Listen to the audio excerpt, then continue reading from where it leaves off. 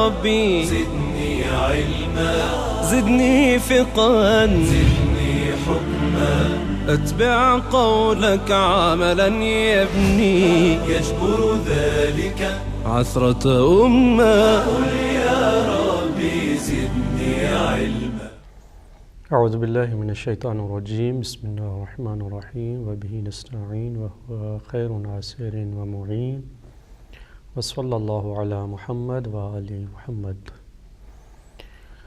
ناظرین کرام، اسلام کی فقہی تعلیمات کے ساتھ آپ کی خدمت میں حاضر ہیں. آج بھی وہی نماز کی ہی بحث ہے. نماز کے حوالے سے ہم نے عرض کیا کہ نماز کی جو چیزیں واجب ہیں وہ 11 چیزیں ہیں. ان 11 میں سے 5 رکن ہیں اور 6 غیر رکن، یعنی رکن نہیں ہے. رکن اور غیر رکن کا فرق یہ بیان کیا کہ رکن میں اگر کمی یا زیادتی کی جائے، چاہے جان بوجھ کر یا چاہے غلطی سے سہون ہو جائے، نماز باطل ہے. یعنی اس میں کسی قسم کی کمی زیادتی کی کوئی گنجائش نہیں ہے. لیکن غیر رکن جو چیزیں ہیں ان میں اگر عمدن کمی زیادتی کی جائے تو نماز باطل ہے، واجب ہیں آخر. لیکن اگر عمدن زیادتی نہیں ہوتی، سہون اگر غلطی ہو جاتی ہے، بھول چوک ہو جاتی ہے، تو اس سے نماز باطل نہیں ہوتی. پھر ہم نے ترتیب سے ان واجبات کو بیان کرنا شروع کیا: نیت، تکبیرۃ الاحرام، قیام، قراءت. اب جو بحث آتی ہے وہ رکوع کی بحث ہے کہ انسان جب تلاوت مکمل کر لے، قراءت پوری کر لے، سورہ حمد کے بعد دوسری سورہ کی تلاوت کر لے، تو پھر اللہ اکبر کہہ کے، جو کہ مستحب ہے، رکوع میں جانا ہے. رکوع لغت کے حوالے سے جھکنے کو کہتے ہیں، لیکن نماز میں اس نیت سے جھکنا کہ میں رکوع کر رہا ہوں، یعنی رکوع کی نیت سے جھکنا، اتنا جھکنا کہ ہاتھ گھٹنوں تک پہنچ سکیں، اس نیت سے جھکنا و مخصوص کیفیت کے ساتھ یہ رکوع کہلاتا ہے. اس رکوع کی کچھ چیزیں ہیں جو واجب ہیں. ایک تو رکوع کی نیت سے جھکے. ہم کیوں کہہ رہے ہیں کہ رکوع کی نیت سے جھکے؟ یہ اس لیے ہے کہ ہو سکتا ہے کبھی جھکنا رکوع کی نیت سے نہ ہو، کسی اور کام کے لیے ہو. خدا نخواستہ کوئی جانور ہے، کوئی چیز ہے جو تکلیف دے رہی ہے، کوئی اسے ہٹانا چاہتا ہے، کوئی چیز گر گئی ہے اسے اٹھانا چاہتا ہے، تو کیونکہ یہ اس کا جھکنا رکوع کی نیت سے نہیں ہے، لہٰذا رکوع شمار نہیں ہوگا. یہ رکوع کا حکم نہیں رکھتا. تو جھکنا اس لیے ہو کہ میں رکوع کروں گا، رکوع کی نیت سے جھکے. اب کسی اور چیز کے لیے جھکنا، کسی تکلیف دینے والے جانور کو مارنے کے لیے جھکنا، اس میں کوئی حرج نہیں ہے. جو چیز تکلیف دے رہی ہے انسان اسے دور کر سکتا ہے، لیکن ایسی کیفیت نہ بنے کہ انسان نماز کی حالت سے نکل جائے، عمل کثیر شمار نہ ہو، ایسی صورتحال پیش نہ آئے کہ دیکھنے والا کہے کہ یہ تو نماز میں ہی نہیں ہے. تو ایسے جھکنے کو رکوع نہیں کہتے. رکوع کی نیت سے جھکے اور معمول کے مطابق جھکے. معمول کے مطابق جھکے یعنی کیا؟ یعنی جب انسان جھکتا ہے تو اس کا سر آگے کی طرف آتا ہے. اگر کوئی ورزشی انداز میں دائیں یا بائیں جھکے، اگرچہ اتنا جھکے کہ اس کے ہاتھ گھٹنے تک پہنچ پائیں، اس طرح کے جھکنے کو رکوع نہیں کہتے. معمول کے مطابق ہو، یعنی سر آگے کی طرف جھکے، انسان نیچے کی طرف جھکے. دائیں بائیں جھکنے کو رکوع نہیں کہتے. اتنا جھکے کہ اس کے ہاتھ گھٹنوں تک پہنچ سکے. لہٰذا اگر کوئی معمولی سا جھکتا ہے کہ اس کے ہاتھ ابھی گھٹنوں تک نہیں پہنچ سکتے تو بھی اسے رکوع نہیں کہتے۔ اس جھکنے کے بعد اس کا جسم ساکت ہو جائے، یعنی بالکل اطمینان اور سکون کے ساتھ کھڑے ہو کر رکوع کی حالت میں ذکر پڑھے۔ یہ ذکر بھی یہاں پر واجب ہے، اور اس ذکر میں لازمی ہے کہ بدن ساکت ہو، حرکت میں نہ ہو۔ حرکت میں نہ ہو۔ اب ایسا ہوتا ہے کہ کوئی رکوع میں جا رہا ہے، اب تھوڑا سا جھکتے ہی اس نے ذکر شروع کر دیا، وہاں جیسے ہی ہاتھ گھٹنے تک پہنچے اس کا ذکر پورا ہوا، اب یہ اگر اٹھ جائے تو اس کا رکوع درست نہیں ہے۔ یا جیسے ہی پہنچا ہاتھ اس نے زانوں پہ رکھے، تھوڑا سا بدن ساکت ہوا، ابھی ذکر اس نے شروع کیا تھا کہ فوراً اٹھ کھڑا ہوا، سکون کی حالت میں نہیں کہا گیا۔ اگر وہ عمدن ایسا کر رہا ہے تو اس کی نماز درست نہیں ہے۔ لازم ہے کہ جسم ساکت بن جائے، سکون کی حالت میں ہو، اس میں کوئی تحرک نہ ہو، پھر ذکر رکوع پڑھا جائے۔ ہم جب یہ کہہ رہے ہیں کہ اتنا جھکے کہ اس کے ہاتھ گھٹنوں تک پہنچ جائیں، ہاتھ رکھنا لازمی نہیں ہے، احتیاطی کہ ہاتھ گھٹنوں پہ رکھ دے، لیکن لازمی نہیں ہے۔ ذکر رکوع کیا ہے؟ رکوع میں کوئی بھی ذکر پڑھا جا سکتا ہے، جو بھی اللہ کا ذکر ہو، سبحان اللہ ہے، الحمدللہ ہے، لا الہ الا اللہ واللہ اکبر ہے، جس میں بھی اللہ کا ذکر ہو وہ کلمہ زبان پہ جاری کیا جا سکتا ہے، لیکن مقدار کے حوالے سے اتنا ہو کہ 3 مرتبہ سبحان اللہ کے برابر ہو۔ یعنی اگر کوئی الحمدللہ بھی کہہ رہا ہے کہ 3 مرتبہ کہے، 3 مرتبہ سبحان اللہ کے برابر ہو، یا 1 مرتبہ سبحان ربی العظیم وبحمدہ، اتنی مقدار کے برابر ہو، یعنی کوئی دوسرا ذکر بھی پڑھا جا سکتا ہے رکوع میں، لیکن مقدار کے حوالے سے اتنا ہو کہ 3 مرتبہ جس طرح سبحان اللہ کہا جاتا ہے، یا 1 مرتبہ سبحان ربی العظیم وبحمدہ ہی کہا جاتا ہے، تو اتنی مقدار میں ہو۔ احتیاط یہی ہے کہ اسی ذکر کو پڑھا جائے، یعنی انسان یا 3 مرتبہ سبحان اللہ کہے، یا 1 مرتبہ سبحان ربی العظیم وبحمدہ یہ پڑھے۔ اس رکوع کے ذکر میں بھی تلفظ شرط ہے، یعنی زبان سے ادا کرے، ایسا نہیں کہ صرف دل میں ذہن میں سوچ لے، تصور کر لے، یہ کافی نہیں ہے، کیونکہ تلفظ کرے، اور تلفظ بھی اس طرح کرے کہ اگر کوئی رکاوٹ نہ ہو، شور شرابہ نہ ہو، ماحول پرسکون ہو، تو اپنی آواز خود سن سکے۔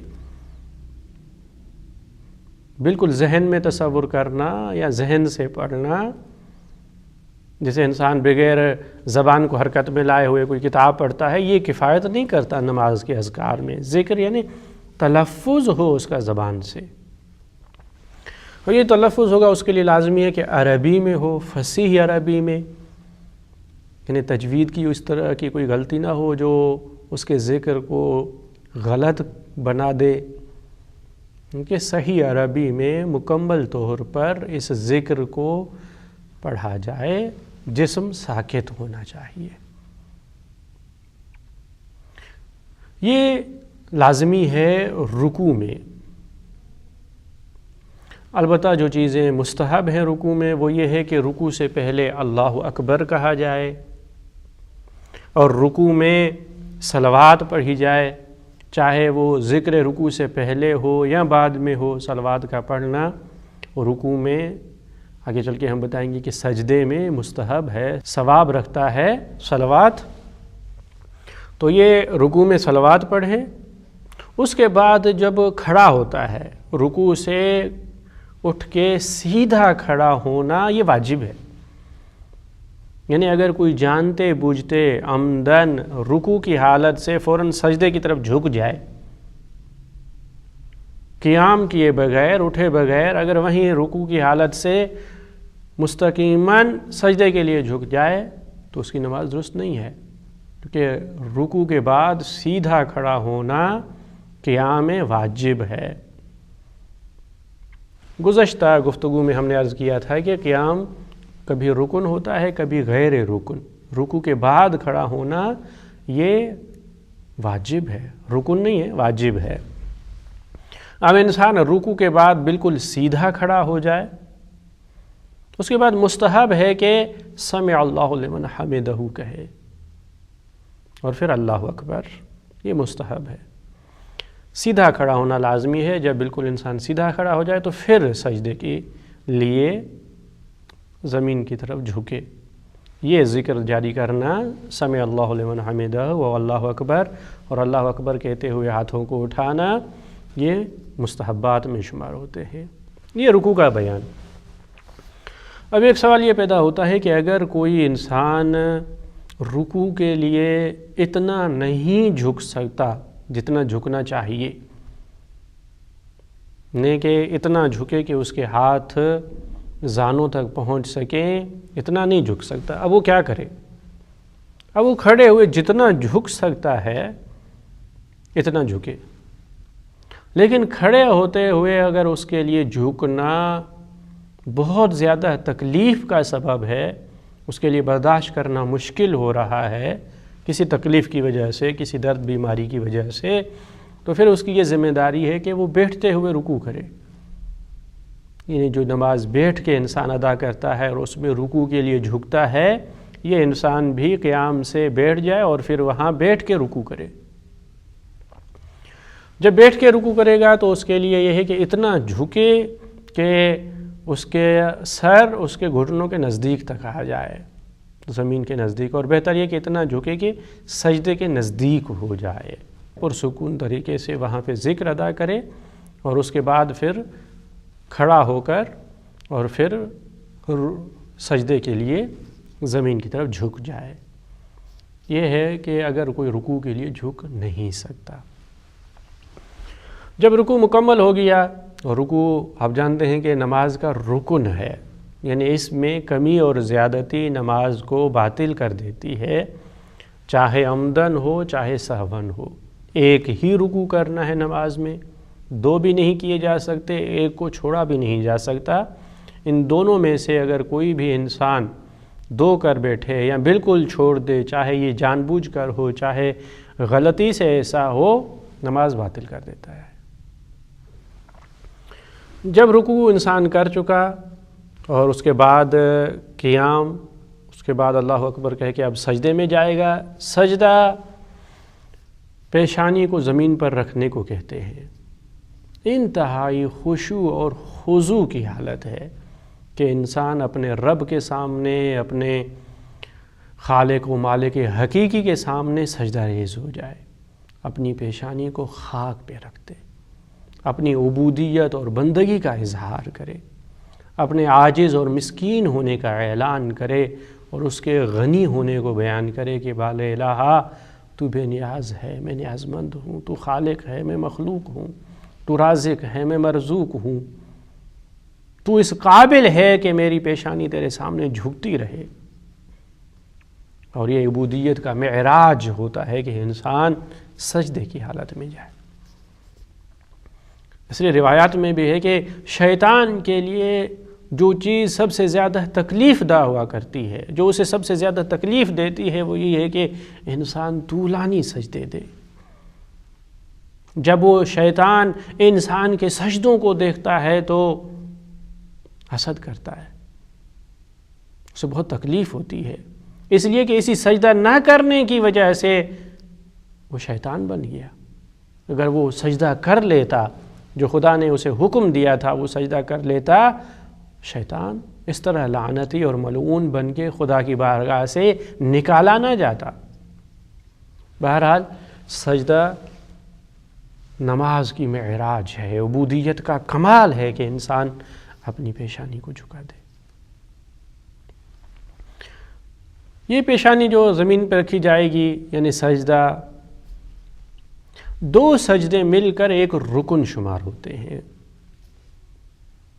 کہ اگر انسان دو سجدوں کو بجا لائے تو اس نے ایک رکن کو بجا لایا ہے، اگر دونوں کو چھوڑ دے تو اس نے رکن کو چھوڑا ہے، اگر دو کے اوپر دو کا اضافہ کرے تو اس نے ایک رکن کو بڑھایا ہے. بالکل سجدہ نہ کرے، ایک رکن کو چھوڑا گیا ہے، نماز باطل۔ 2 کی جگہ پہ 4 سجدے کرے، رکن کا اضافہ ہوا ہے تو نماز باطل۔ 2 سجدے کرنے ہیں۔ سجدے کے کچھ واجبات ہیں۔ ایک تو پیشانی ایسی جگہ پر رکھی جائے جس پر سجدہ صحیح ہو۔ سجدہ کس جگہ پر، کون سی جگہ پر، کس چیز پر صحیح ہوتا ہے؟ تو نماز کے لیے ہم نے مکان کی بحث میں عرض کیا ہے کہ غصبی جگہ نہ ہو۔ خیر، سجدہ کس جگہ پر صحیح ہے، کس چیز پر صحیح ہے؟ سجدہ زمین پر کیا جا سکتا ہے، مٹی ہو، پتھر ہو، پکی ہوئی مٹی ہو، جو زمین ہے، مٹی ہے، اس پہ سجدہ کرنا صحیح ہے۔ یا وہ چیزیں جو زمین سے اگتی ہیں، زمین سے پیدا ہوتی ہیں، اس پر بھی سجدہ صحیح ہے، لیکن اس کے لیے 3 شرطیں ہیں۔ ایک شرط تو یہ کہ وہ چیز جو زمین سے پیدا ہو رہی ہے، اگ رہی ہے، نکل رہی ہے، وہ کھائی نہ جاتی ہو۔ لہذا سبزیجات جو زمین سے پیدا ہوتی ہیں وہ کیونکہ کھائی جاتی ہیں، ان پہ سجدہ نہیں کیا جا سکتا۔ لیکن درخت، وہ درخت جن کے پتے کھائے نہیں جاتے، ان پر سجدہ کیا جا سکتا ہے، زمین سے اگتے ہیں، سجدہ کیا جا سکتا ہے، کھایا نہیں جاتا۔ ایک شرط یہ ہے کہ اسے کھایا نہ جاتا۔ نمبر 2، اسے پہنا نہ جاتا ہو، پہننے کے کام نہ آئے۔ مثلا یہ کپاس ہے جو زمین سے اگتی ہے، کیونکہ اسے کپڑا بنا کے پہنا جاتا ہے، اس پہ سجدہ نہیں ہو جاتا۔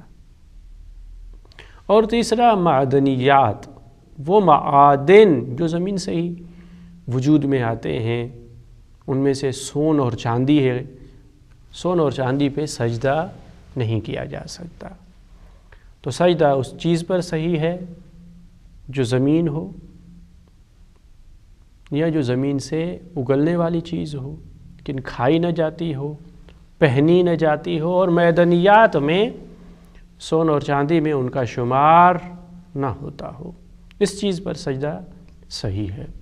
اس حوالے سے ایک روایت بھی عرض کرتے چلیں کہ امام زین العابدین علیہ السلام سے سوال کیا گیا کہ مولا کس چیز پر سجدہ کرنا درست ہے؟ امام علیہ السلام نے ارشاد فرمایا کہ زمین پر، اور زمین سے اگلنے والی وہ چیزیں جو کھائی اور پہنی نہیں جاتی۔ تو پوچھنے والے نے پھر سوال کر دیا کہ مولا ان چیزوں پر کیوں سجدہ نہیں کیا جا سکتا؟ دیکھو کہ نماز اللہ کی عبادت ہے، نماز اللہ کی عبادت ہے، اللہ کی بندگی ہے کہ نماز کی حالت میں انسان خدا کی بندگی کر رہا ہے۔ لوگوں کے 2 قسم ہیں، ایک وہ جو خدا کے بندے ہیں، خدا کی عبادت کرتے ہیں، ایک وہ ہیں جو دنیا پرست ہیں، دنیا کے غلام ہیں، عبد دنیا ہے۔ جو دنیا پرست ہیں، دنیا کیا ہے؟ یہی کھانا پینا پہننا، یہی سونا اور چاندی، یہ دنیا ہے۔ دنیا پرست ان کے پیچھے دوڑتے ہیں، بھاگتے ہیں، انہیں اپنا معبود سمجھتے ہیں۔ تو فرمایا خدا پسند نہیں کرتا کہ اسے اس چیز پر سجدہ کیا جائے جسے دنیا پرست پوجا کرتے ہیں۔ دنیا کی پوجا کرنے والے انسان، دنیا پرست انسان اسی کی عبادت کرتے ہیں، اسے سب کچھ سمجھتے ہیں۔ خدا نہیں چاہتا ہے کہ وہ چیز جو دنیا پرست انسانوں کے لیے معبود ہے اس پہ اللہ کو سجدہ کیا جائے۔ یہ نماز اللہ کی بندگی ہے، بلکہ سب سے بہتر یہی ہے کہ انسان سجدے کی حالت میں اس پیشانی کو خاک کربلا پہ رکھے، خاک شفا پہ، نماز کی حالت میں انسان اگر اپنی پیشانی کو خاک شفا پہ رکھے، وہ نماز مقبول نماز ہے، اس سجدے کا ثواب بڑھ جاتا ہے جو خاک شفا پر ہو۔ یہ شہیدوں کی خاک میں یہ تاثیر ہے کہ اس کی وجہ سے نماز کا ثواب بڑھ جاتا ہے۔ یہ شہادت کی تعظیم ہے، یہ شہیدوں کی یاد ہے، یہ درس شہادت ہے کہ نماز کی حالت میں بھی انسان ان قربانی دینے والے شہیدوں کو یاد رکھے. اور جب خاک شفا پہ سجدہ کیا جاتا ہے تو امام صادق علیہ الصلوۃ والسلام کے فرمان کے مطابق 7 حجابوں کو ہٹا لیا جاتا ہے. خاک پہ سجدہ 7 حجابوں کو ہٹا دیتا ہے. خدا کی بارگاہ تک یہ سجدہ پہنچتا ہے. نماز کی معراج ہے سجدہ. جس طرح نماز عبادتوں کی معراج ہے، نماز عبادتوں کی معراج، نماز کی معراج سجدہ ہے. اور سجدے کا کمال یہ ہے کہ اسے خاک شفا پہ رکھا جائے، سر کو شہداء سے منسوب خاک پہ رکھا جائے. شہیدوں کی تعظیم ہے، شہادت کی تعظیم ہے، اور در حقیقت نام خدا کے بلند کرنے والوں کی یاد ہے. اس سے بندگی کی ثواب میں اور زیادہ اضافہ ہوتا ہے. تو سجدے کے لیے لازمی ہے کہ پیشانی کو اس جگہ پہ رکھا جائے جہاں پہ سجدہ صحیح ہو. اس کے بعد سجدے میں 7 اعضاء کو زمین پہ رکھا جائے، یعنی پیشانی، ہاتھوں کی ہتھیلیاں، دونوں گھٹنے اور دونوں پاؤں کے انگوٹھے. یہ 7 اعضاء ہیں جن کو زمین پہ رکھنا لاواجب ہے. یعنی جانتے بوجھتے اگر کوئی عضو زمین پہ نہ رکھا جائے اور اسی طرح ذکر پڑھا جائے تو سجدہ درست نہیں ہے. ظاہر ہے کہ سجدہ درست نہیں ہوگا تو نماز کامل نہیں ہوگی، نماز بھی درست نہیں ہوگی. ان 7 اعضاء کو زمین پہ رکھنا ہے. اور یہ لازمی ہے کہ پیشانی جس جگہ پہ رکھی جا رہی ہے وہ پاک ہونی چاہیے، لازمی ہے کہ پاک ہو. اس کے ساتھ جب بدن ساکت ہو جائے، انسان سکون کی حالت میں آ جائے تو اس وقت ذکر پڑھے. یہ ذکر بھی سجدے کا لازمی حصہ ہے. سجدے کا ذکر بھی 3 مرتبہ سبحان اللہ کی مقدار کے برابر ہو، یا 1 مرتبہ سبحان ربی الاعلی و بحمدہ کی مقدار کے برابر ہو. یعنی کوئی بھی ذکر پڑھے اتنی مقدار میں ہو جتنی مقدار میں 3 مرتبہ سبحان اللہ کہا جاتا ہے، یا 1 مرتبہ سبحان ربی الاعلی و بحمدہ کہا جاتا ہے، اتنی مقدار پر ہو. بہتر یہی ہے، احتیاط یہی ہے کہ انسان اسی ذکر کو پڑھے، 3 مرتبہ سبحان اللہ کہے، یا 1 مرتبہ سبحان ربی الاعلی و بحمدہ پڑھے. اور یہ بھی لازم ہے کہ تلفظ کیا جائے، صحیح عربی میں تلفظ کیا جائے. اس میں ترتیب اور موالات کا خیال رکھا جائے، اتنا فاصلہ نہ دیا جائے کہ انسان نماز کی حالت سے نکل جائے. یعنی ذکر کو ایک ساتھ ادا کرنا چاہیے. 2 سجدے ایک رکن ہیں، لازمی ہے ان 2 سجدوں کے درمیان بیٹھنے کا فاصلہ دیا جائے. 2 سجدوں کے درمیان یہ بیٹھنے کا فاصلہ دینا واجب ہے، رکن نہیں ہے، واجب ہے. اگر کسی نے سجدہ کیا ہے اور سجدے کا اس کی پیشانی سے چپک گئی ہے تو لازمی ہے کہ اسے پیشانی سے جدا کرے اور دوبارہ اس کے بعد پھر اس پہ سجدہ کرے. یہ بیٹھنا، اگر اس میں بیٹھنے کی دوران اگر استغفر اللہ ربی و اتوب الیہ کہتا ہے یہ مستحب ہے. پھر دوسرا سجدہ اسی طریقے سے 7 اعضاء زمین پہ رکھے جائیں، پیشانی ایسی جگہ پہ رکھی جائے جس پہ سجدہ صحیح ہو، وہ جگہ پاک ہو، سکون کی حالت میں ذکر سجدہ پڑھا جائے. سجدے میں بھی مستحب ہے کہ صلوات پڑھی جائے، محمد و آل محمد علیہ السلام پہ درود بھیجا جائے. اب یہ جب سجدہ مکمل ہوا تو پھر بیٹھنا، یہ احتیاط ہے، یہ اچھا ہے، بہتر ہے کہ بیٹھے، جسے جلسہ استراحت کہتے ہیں، کہ دوسرے سجدے کے بعد تھوڑا سا بیٹھ جائے، تھوڑا سا توقف کرے، اس کے بعد پھر کھڑا ہو جائے. یہ تھا سجدے کا بیان. اگر کوئی انسان سجدہ نہیں کر سکتا، اتنا نہیں جھک سکتا جس طرح ہم نے بیان کیا کہ 7 اعضاء اس کے زمین پہ رکھے اور پیشانی زمین پر اس چیز پر رکھی جائے جس پہ سجدہ درست ہو، تو کیا کرے؟ اس کے لیے یہ کہ جتنا جھک سکتا ہے جھکے. اگر کچھ جھک سکتا ہے تھوڑا سا اس چیز کو یعنی سجدے گاہ کو تھوڑا سا اوپر رکھا جائے کسی تکیے پر، کسی چیز پر، کہ یہ جتنا جھک سکتا ہے اس مقدار میں جھکے، اور پھر اس چیز پہ اپنی پیشانی کو رکھ دے جس پہ سجدہ درست ہو۔ لیکن وہی پھر لازمی ہے کہ بقیہ اعضاء وہ زمین پہ ہونے چاہیے۔ اگر انسان عمدن کوئی عضو نہیں رکھتا تو درست نہیں ہوگا، لیکن ان 7 اعضاء میں بھی سب سے اہم جو ہے وہ پیشانی ہے۔ پیشانی کے بغیر تو سجدہ ہی نہیں ہے، یہ پیشانی ضرور بس ضرور رکھی جائے۔ لیکن اگر بقیہ 6 اعضاء میں سے کوئی عضو، کوئی بھی حصہ بھول چوک سے زمین پہ نہ رہے اس وقت جب ذکر ادا کیا جا رہا ہے تو اس میں اشکال نہیں ہے، لیکن عمدن نہیں کیا جا سکتا۔ تو انسان اس طرح دونوں سجدے ادا کرے گا،